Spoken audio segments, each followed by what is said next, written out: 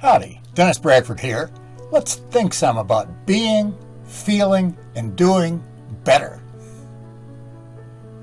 It's to Master Eckhart I give credit for alerting me to the importance of the virtue of detaching. Johannes Eckhart, born about 1260, died about 1328 Christian era, was a German Dominican who tried to reconcile traditional Christian teachings with the ontology of Neoplatonism. Master, which is Meister in German, Eckhart's God is, or is very much like, being, the unlimited emptiness beyond discursive thought presented in this playlist. Therefore, the more we become detached from the manifest, the closer we get to God, being. Quote, as the soul becomes more pure and bare and emptier of all things that are not God, it receives God more purely, end quote. Quoted from Basic Issues in Medieval Philosophy, Bosley and Tweedale translators. So, anything limited is not God. In God himself, there is nothing which signifies an end or a limit. God is infinite. Therefore, he is everywhere, and everywhere entire, end quote. Quote, existence is the proper name of God alone, end quote. God is the inner reality of each thing.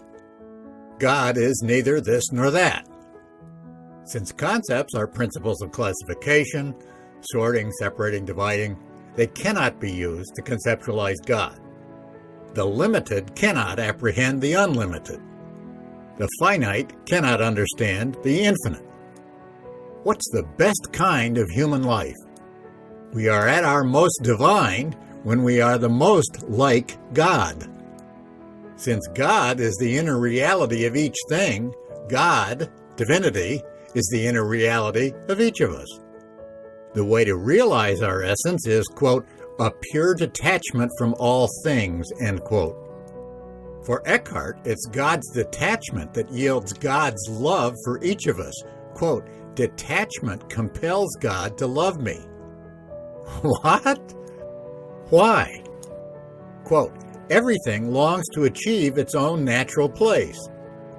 Now, God's natural place is unity and purity, and that comes from detachment, end quote.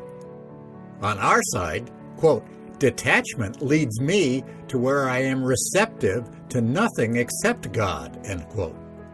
That occurs when I turn away from the temporal, material world and fill myself with the eternal.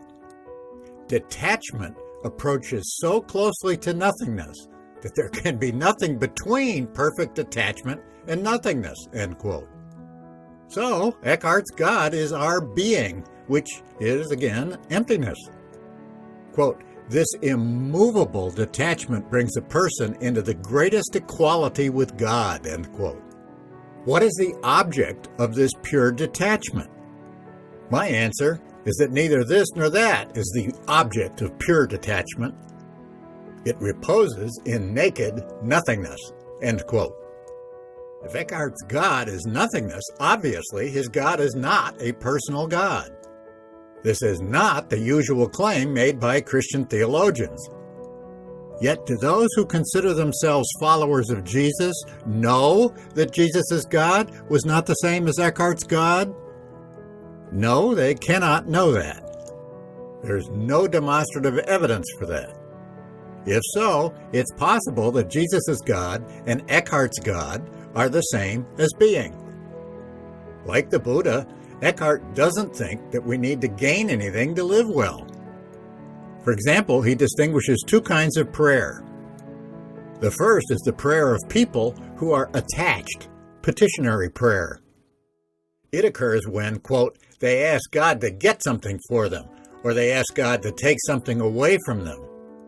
But a heart of detachment asks for nothing. Its prayer is nothing else than for uniformity with God, end quote. The purpose of prayer is not to get what we want or to lose what we don't want. That's the petitionary prayer of the spiritually immature. The purpose of prayer is to unite with God. That's the absolute prayer of the spiritually mature. It's how we become, quote, susceptible to the divine inflowing, end quote.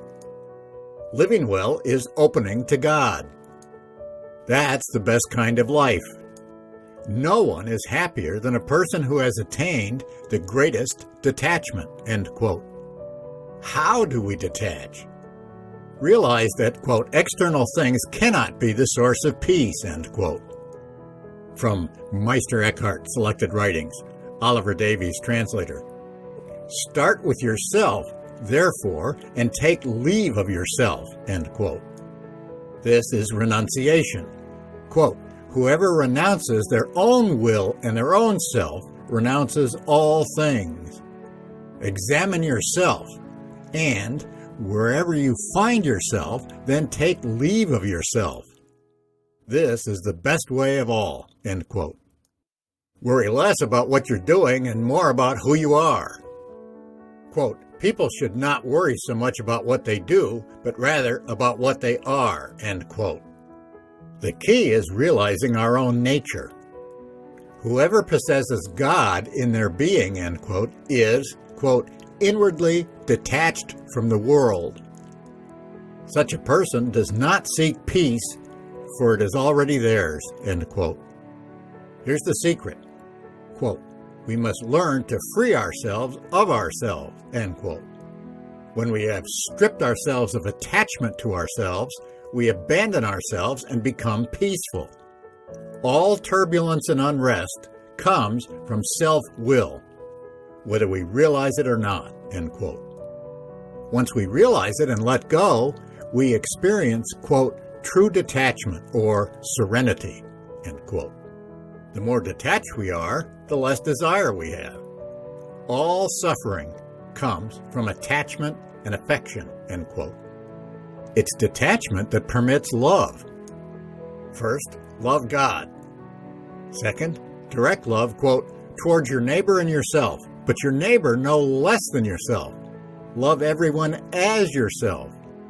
Blessedness has neither a past nor a future. It cannot become larger or smaller, end quote. Dropping self-attachment is ego death, which opens us to God, being. Quote, the soul must abandon her own being. This is where the death that is spiritual begins, end quote. Spiritual death opens the kingdom of God, which has been there all the time. Quote, the kingdom of God has been covered up, end quote, and needs to be uncovered by detaching from self. Despite the traditional Christian terminology, for example, God and prayer, that Master Eckhart uses, it seems obvious to me that he's referring to waking up, enlightenment, realization. His detachment is the end of ego delusion. In other words, the end of attachment to self or ego. If so, that detachment is exactly what is required for living well or wisely. He not only emphasizes that detaching requires effort, but also that it enables genuine love, humility, and mercifulness. We are able to live well only when we detach from ourselves, which is really getting unstuck and over ourselves. If you're serious about flourishing emotionally, there's the path. Let's end emotional distress